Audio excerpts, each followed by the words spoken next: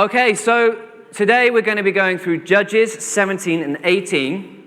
But before we do that, I thought we'd just have a look at a few brand slogans and see if you can guess the brand. You don't have to put your hands up, just shout them out. So the first brand slogan is Open Happiness. Can anyone guess that one? No? Yes, very good. Yeah, Open Happiness, that's Coke. Okay, next one is Belong Anywhere. Belong Anywhere. That one. Anyone on holiday here might be using this brand's services? No, that one's Airbnb. Belong Anywhere. Yeah. Impossible is nothing. Impossible is nothing. You're close. Adidas. Very close. Yeah. All for freedom. Freedom for all. Greg? All for freedom, freedom for all. Do you know that one? Harley Davidson, yes.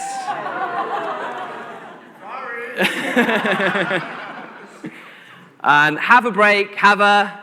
There we go, you know that one. Okay, great. So it's hard to get people to part with their hard-earned money simply by telling them how good or tasty their product might be. So advertising thrives by harnessing your dissatisfaction and your discontentment for life. So Coca-Cola is not just a drink, it's happiness in a can. You never need be sad again. Thank you, Coca-Cola. Airbnb promises belonging. You don't need to feel lonely anymore. Wear Adidas and you can do anything. Harley Davidson is your ticket to freedom, and if you eat a Kit Kat, you shall have rest. And then, we've got beauty products. Whoever came up with the phrase anti-aging is a genius. I mean, spoiler alert, there's no such thing as anti-aging. You're aging right now, you're all going to die. There's no amount of cream that's going to stop you dying, sorry. Yes, exactly. I don't need to do anything now. No. Okay, so what's this got to do with Judges? Well, we finished the chronology of the book of Judges, the last one being Samson in the previous chapter, chapter 16. And now we've got the last 5 chapters of the book.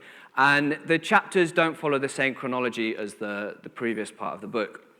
And instead, they're separate narratives from that sort of 350 to 400 year period of the Judges where Israel got completely lost in idolatry, completely lost in sin. And so chapter 17 goes right back to the start, to around the time when they first entered into the land of their inheritance, which had been promised to Abraham many years before, and which they'd waited so long. They'd gone through slavery in Egypt. They'd witnessed incredible signs and wonders as God delivered them. They'd wandered 40 years in the desert, God miraculously leading and feeding them.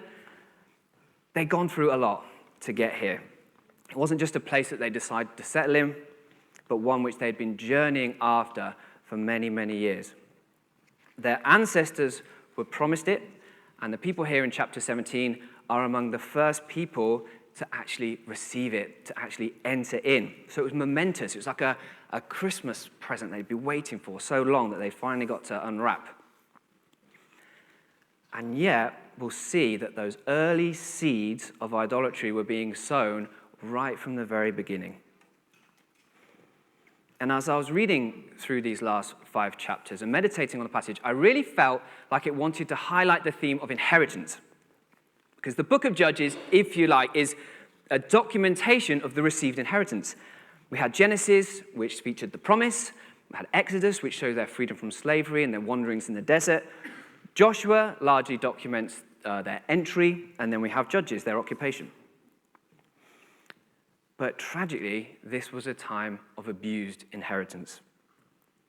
And this is the theme that I believe is being highlighted in these last 5 chapters. And so I've titled this talk, Abusing the Inheritance. And our big idea is that dissatisfaction in the Lord leads to abusive inheritance and generational decay. And we'll look at three people or three groups of people who all display to us themes of an abused inheritance. And we'll see how their dissatisfaction, their discontentment with God and his promises led to generational decay and waste. So, point number one, dissatisfaction sows seeds of idolatry. So let's read the first couple of verses. Chapter 17, verse 1. There was a man of the hill country of Ephraim whose name was Micah. He said to his mother, the 1,100 pieces of silver that were taken from you, about which you uttered a curse, and also spoke in my ear, behold, the silver is with me. I took it. And his mother said, blessed be my son by the Lord. So we're introduced to this guy called Micah, who's basically stolen a huge amount of money from his mother, 1,100 pieces of silver.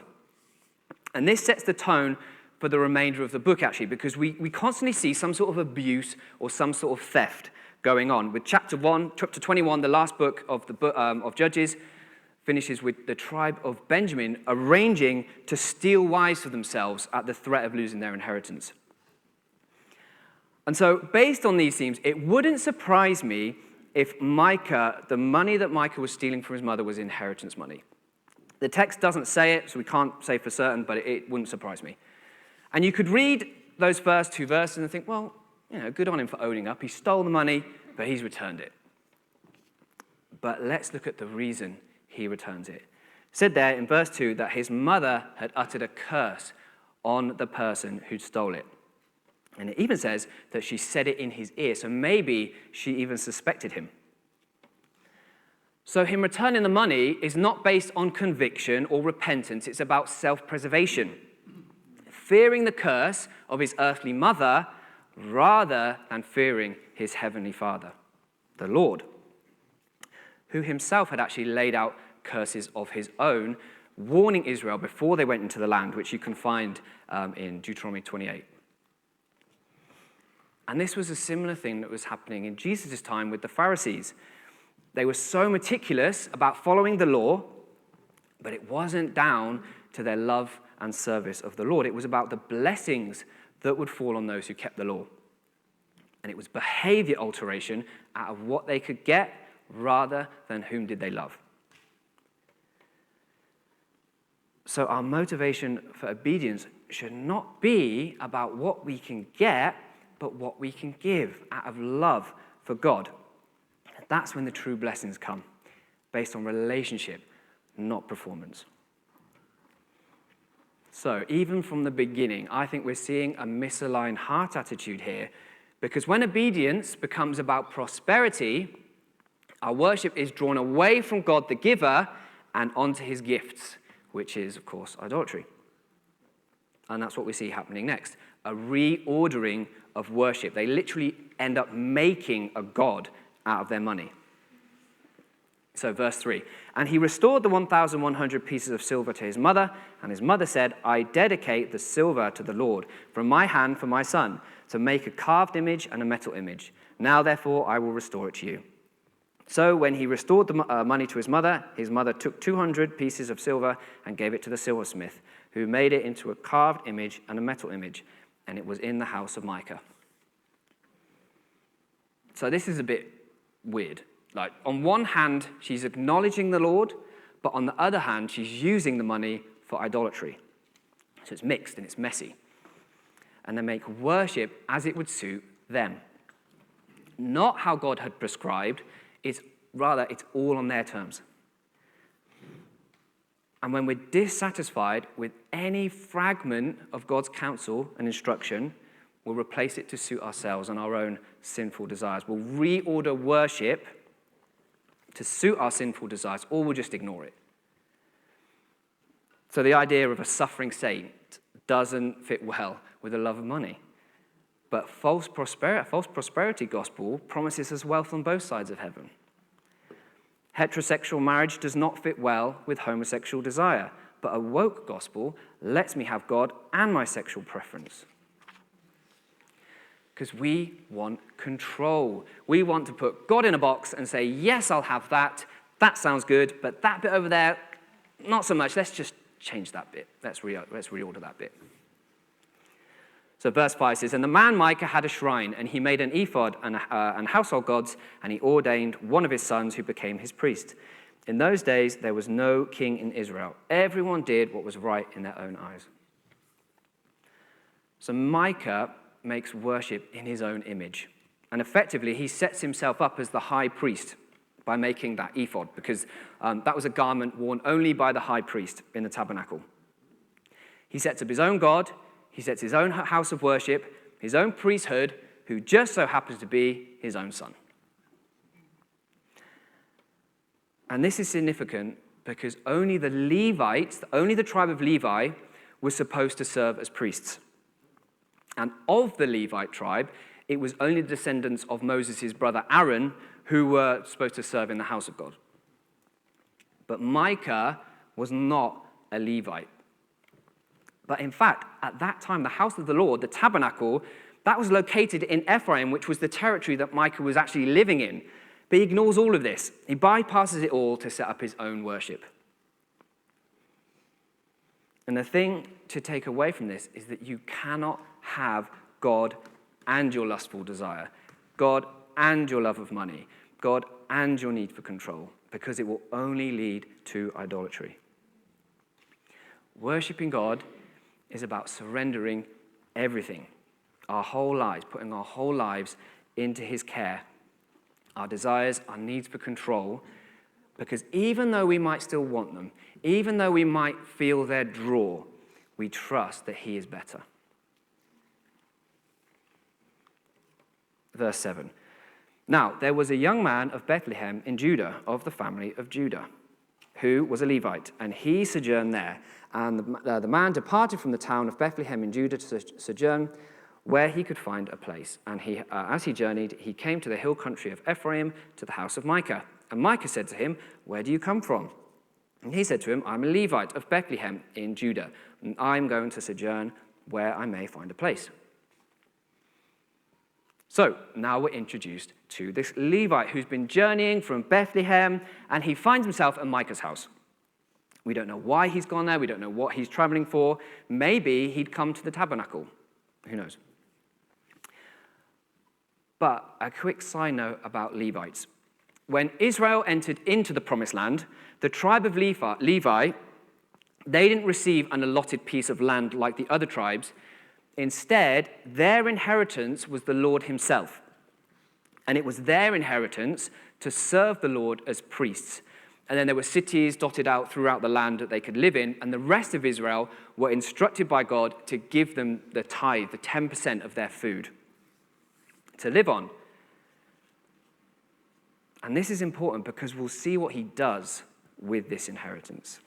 Verse 10, "And Micah said to him, 'Stay with me and be to me a father and a priest, and I will give you 10 pieces of silver a year and a suit of clothes and your living.'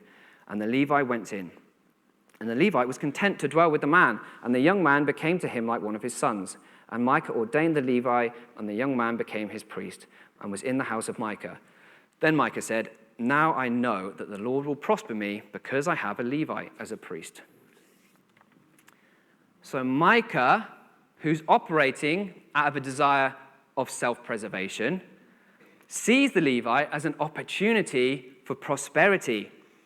Because like I said, only the Levites were supposed to serve as priests, and so he offers him to come and work for him in his homemade worship. And the Levite accepts it. He sells off his inheritance. Spiritual prostitution. He had a wonderful inheritance to serve the Lord, live in the allocated city, and receive food from the people. And yet, he accepts Micah's offer to serve in his self-made religion, to be fed and clothed by him, and receive a measly 10 silver coins a year. And if you've ever read that story in Genesis, it's what it reminds me of a man called Esau, the brother of Jacob. He sells his inheritance for a bowl of soup. This is what this kind of reminds me of. The Levite's inheritance clearly wasn't worth much to him. Just as Micah was dissatisfied in the worship of God, so too is the Levite dissatisfied in the service to God. But we should never look at serving the Lord as something we have to do, but something we get to do. It's not, I'm on worship. I'm on welcome, this week. Instead of, I'm on welcome this week. I get to welcome people in to the presence of God. I'm on kids this week. Instead of, I'm on kids this week. I get to train up the future generation, raising up faith in the generation to come. Serving the Lord is work, but there's no better work. And if we're not satisfied in our service to him, we'll only stick around long enough for a better offer to come along. And we'll see that later on in the passage. So to summarize that first point, we can see that right from the very beginning of entry into the promised land, there was dissatisfaction in both the worship and the service to God. This led to an abuse of the inheritance they received and eventually grew into nationwide idolatry and decay. So, point number 2. Opposition, so we had dissatisfaction, now opposition can lead us vulnerable to idolatry. So we're on chapter 18 now, verse 1. In those days there was no king in Israel, and in those days the tribe of the people of Dan was seeking for itself an inheritance to dwell in, for until then no inheritance among the tribes of Israel had fallen to them. So, like we just chatted about, the Levites' inheritance was the Lord, but the remaining tribes, they were all apportioned land. And they weren't just given the land, they had to go in and occupy it by defeating the people within. And many of the tribes struggled to drive out the inhabitants, resulting in cohabitation with pagan worshippers, which eventually took its toll and led to, influence of idolatry on Israel. The tribe of Dan, however, they struggled so much that they gave up the fight altogether. They abandoned the land of their inheritance. After occupying just a small portion of what had been assigned to them, they went looking for a new inheritance. And this shows us a picture of sin. Israel were instructed to drive out the people in the same way that we are instructed to drive out sin from our lives. It's hard, we face opposition from the flesh, but if we settle for cohabitation with sin, we'll eventually be undone. Neither can we give up and seek an easier path, like Dan. Matthew 7 says, "Enter by the narrow gate, for the gate is wide, and the way is easy that leads to destruction, and those who enter by it are many. For the gate is narrow, and the way is hard that leads to life, and those who find it are few." So Dan's actions in seeking a different inheritance ultimately show us that they didn't trust the Lord. It's too hard. There's got to be something easier. This inheritance is not worth fighting for. But let me tell you, your inheritance in Jesus, your faith is worth fighting for. It's hard. In fact, it's actually impossible. We can only do it through Jesus. So to abandon him is to accept defeat, because there is no other way to salvation. And this goes for your calling too. We learned on church camp that you've been saved in order to produce fruit. God has predestined you for you to He's predestined works for you to walk into. So when the opposition seems too hard, don't give up and go looking for something easier, even if outwardly it might look Christian. Dig your roots down deep into the Lord, trust him, and persevere. The Danites didn't do this. Instead, they sent out 5 spies to try and find a better inheritance, where they came across Micah's little operation. They stay there and they get talking to the priest. And he explains to them why he's there, that he's working for Micah, that he'd hired him to work as a priest. And so they ask him, well, can you inquire to the Lord for us on whether our journey will be a success or not? And he says to them in verse 6, "Go in peace. The journey on which you go is under the eye of the Lord." Now, let's back up a bit.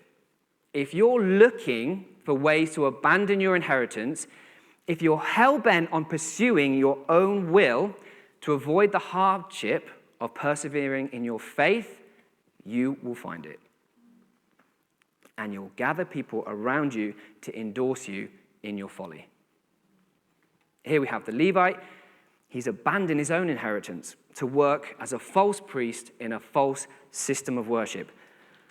So, of course, a man who's settled for a false inheritance is going to tell people looking for a false inheritance exactly what they want to hear. 1 Timothy 4 says, "For the time is coming when people will not endure sound teaching, but having itching ears, they will accumulate for themselves teachers to suit their own passions, and will turn away from listening to the truth and wander off into myths." Just because someone has the title of priest, pastor, prophet, or whatever, it doesn't mean they're a trustworthy source. The Bible warns about false teachers and false prophets. They'll tell you exactly what you want to hear, and this Levite in this passage definitely fits the bill. Instead, we must submit to and judge everything by the word of God. Do not accept anything I say or anyone else who preaches from this pulpit on face value alone. Test it, every single word, against the word of God. Because your flesh wants to lead you astray into a false inheritance. So be diligent to surround yourself with people who will not endorse your folly. Verse 7. Then the 5 men departed and came to Laish and saw the people who were there, how they lived in security, after the manner of the Sidonians, quiet and unsuspecting, lacking nothing that is in the earth and possessing wealth, and how they were far from the Sidonians and had no dealings with anyone. So, armed with their sinful desire for something better, deceptive approval from a false priest, they find a good land occupied by an unsuspecting people. How convenient! This surely must be from the Lord. And they report back to everyone, "This is a good land. Let us not be slow to possess it." And then verse 10, "The land is spacious, for God has given it into your hands, a place where there is no lack of anything that is in the earth." And yes, it was a good land, but it wasn't their land. Just because something is good, it doesn't give you license to have it. You may be dissatisfied in your marriage, dissatisfied in serving your spouse, and feel like it's too much effort. This marriage is too hard. And you have a choice. Trust in the Lord, be satisfied with the wife or husband of your youth, as the proverb says, or look for something better. And you've got quick access to a pocket full of people who will endorse you, reel after reel, podcast after podcast, that can tell you exactly what you want to hear, that you deserve better. You go get yours. You are worth it. If it's too hard, it can't be of God. So, armed with your endorsements and a desire for something better, you stumble across a beautiful woman, a handsome man. They're kind. They're thoughtful. They get you. Surely this is a work of the Lord. It's meant to be. This is a good land. But it's not your land. Turn away and go back to your inheritance. And just as a side note, if you are in an abusive situation, I'm not talking about that. I am not talking about abusive situation. If you're in an abusive marriage, please do come and talk to one of the elders. So, to summarize those first 2 points, dissatisfaction and the challenge of opposition can lead towards trying to find something better and gathering around supporting voices to endorse us in our sin as we pursue a false inheritance. And this leads to my last point. A false inheritance will be burnt up. So we get to verses 11 to 20, and the tribe of Dan, they gather 600 men, and they end up going to the house of Micah, having heard about this false system of worship, and they like the sound of it. And so they go there in verse 17, And it says, they took the carved image, the ephod, the household gods, and the metal image, while the priest stood by the entrance of the gate with the 600 men armed with weapons of war. And then the second half of 18 says, the priest said to them, what are you doing? And they said to him, keep quiet, put your hand on your mouth, and come with us, and be to us a father and a priest. It's better for you to be a priest to the house of one, is it better for you to be priest to the house of one man, or to be priest to a tribe and clan of Israel? And the priest's heart was glad. He took the ephod and the household gods and the carved image and went along with the people. So, like I said earlier, when we're dissatisfied in service to the Lord, we'll only stick around long enough for a better option to come along. The Levite service was not built on commitment to the Lord, but in commitment to himself. Here came an opportunity for a bigger platform, the chance to become not just a priest to Micah's house anymore, but a priest to the tribe of Dan. And obviously, not saying that promotion is bad. We should all, want to do our best, and we should want Christian influence in all spheres of life. But when we are unhinged from wanting to serve the Lord first, we'll only look to serve ourselves. And what happens to the things that we invest in outside of the Lord? Well, let's have a look. Verse 21, the Danites turned and departed. They left Micah, taking with them all the false worship he'd invested into from that great sum of money. In verse 24, you take my gods that I made and the priests and go away, and what have I left? How then can you ask me, what is the matter with you? And the people of Dan said to him, do not let your voice be heard among us, lest angry fellows fall upon you and you lose your life with the lives of your household. The people of Dan then went their way. And when Micah saw that they were too strong for him, he turned and went back to his home. He lost it all. It was stolen from him. And this is what happens, when you invest into a false inheritance. 1 Corinthians 3 talks about our works being tested. And on the day of judgment, anything not built on the foundation of Jesus will be burnt up. And I wanted to read a few lines from a poem. You may have heard it, called Only One Life by a man called C.T. Studd. And it says, only one life, yes, only one. Soon will its fleeting hours be done. Then in that day, my Lord to meet and stand before his judgment seat. Only one life, 'twill soon be past. Only what's done for Christ will last. Only one life, the still small voice gently pleads for a better choice, bidding me selfish aims to leave, and to God's holy will to cleave. Only one life, 'twill soon be past. Only what's done for Christ will last. Only one life, a few brief years, each with its burdens, hopes, and fears, each with its days I must fulfill, living for self or living his will. Only one life, 'twill soon be past. Only what's done for Christ will last. Only what's done for Christ will last. Verse 27, the people of Dan took what Micah had made and the priest who belonged to him, and they came to Laish, to a people quiet and unsuspecting, and struck them with the edge of the sword and burned the city with fire. And there was no one to deliver because it was far from Sidon, and they had no dealings with anyone. It was in the valley that belongs to Beth Rehob.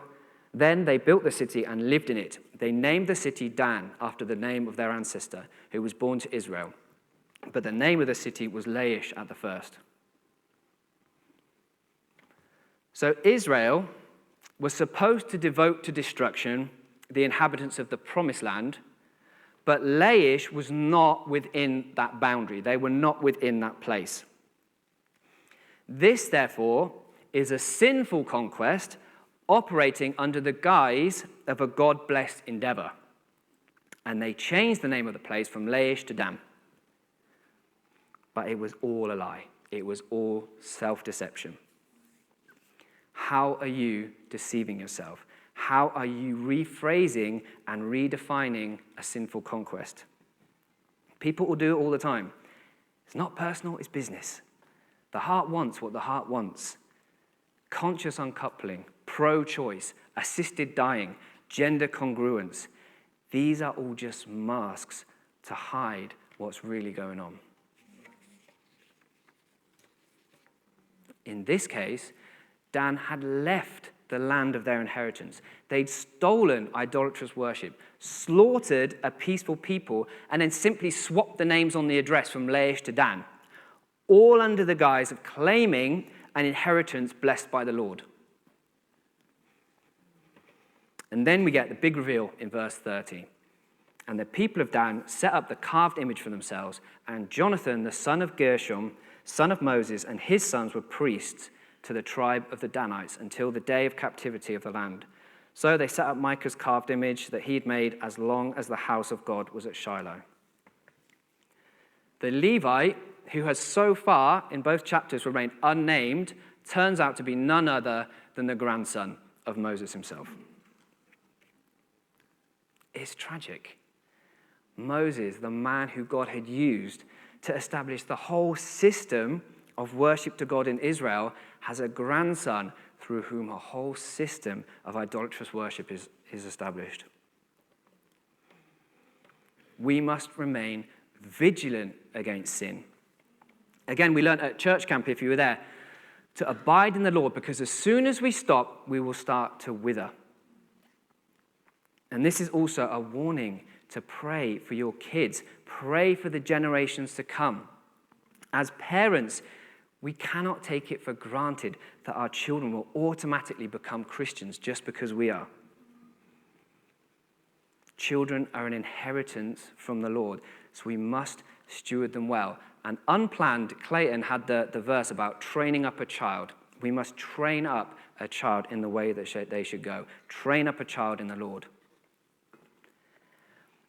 And some of you young people might be here that have grown up in Christian home, and you might even be a student and you're experiencing the freedom of leaving home for the first time, and you have the option to think, well, maybe following Jesus was just for my parents. Maybe it's something better out there.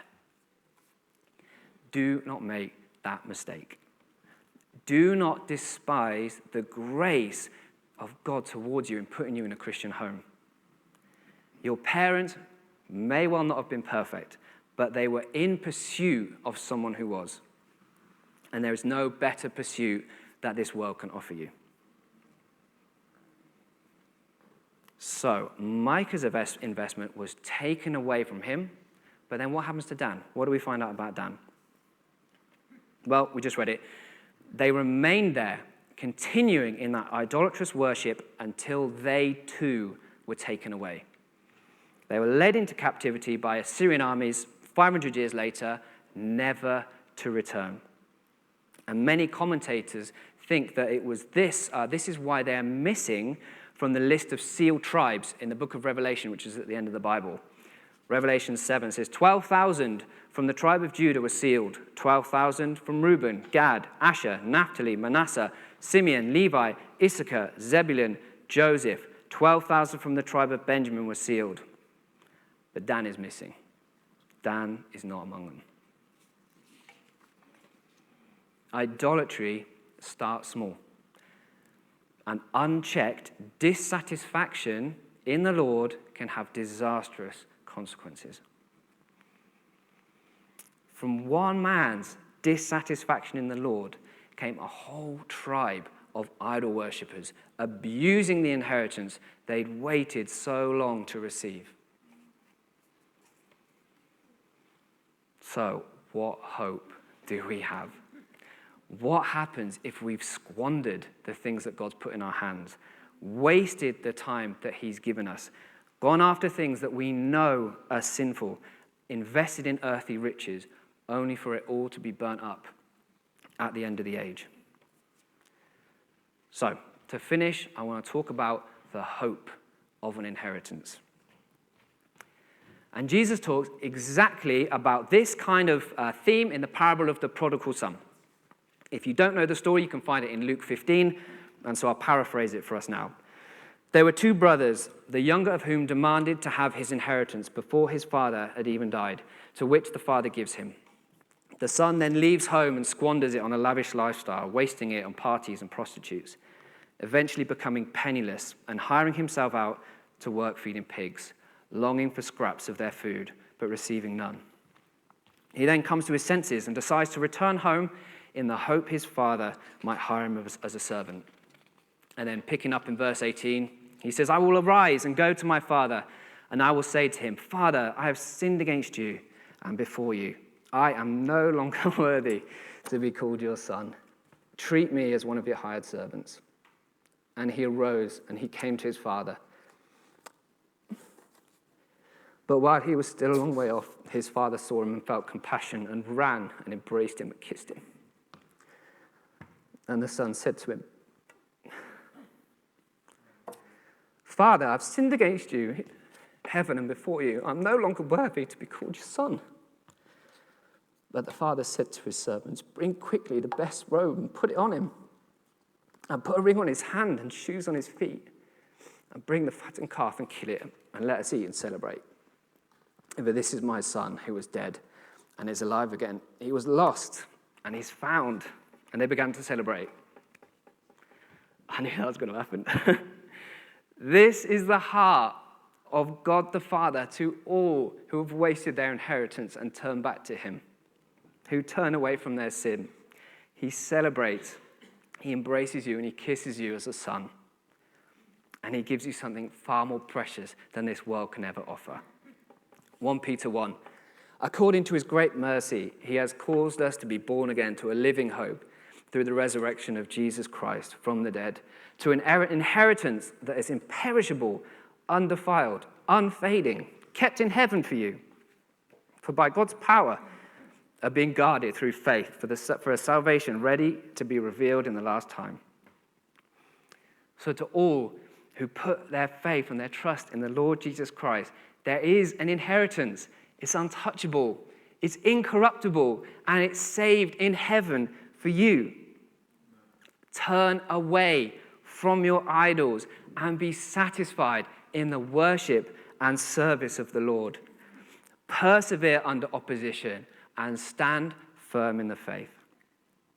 Do not lay up for yourselves treasures on earth, where moth and rust destroy, and where thieves break in and steal, but lay up for yourselves treasures in heaven, where neither moth nor rust destroys, and where thieves do not break in and steal.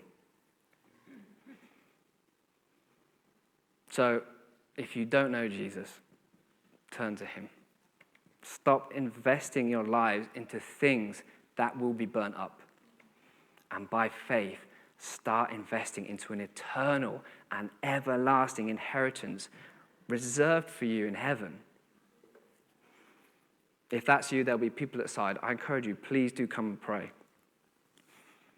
And if you know Jesus, but you've become dissatisfied in him, disgruntled in your worship, in your service to him, and wearied by the fight of faith, let me also encourage you to turn back to the Father's embrace.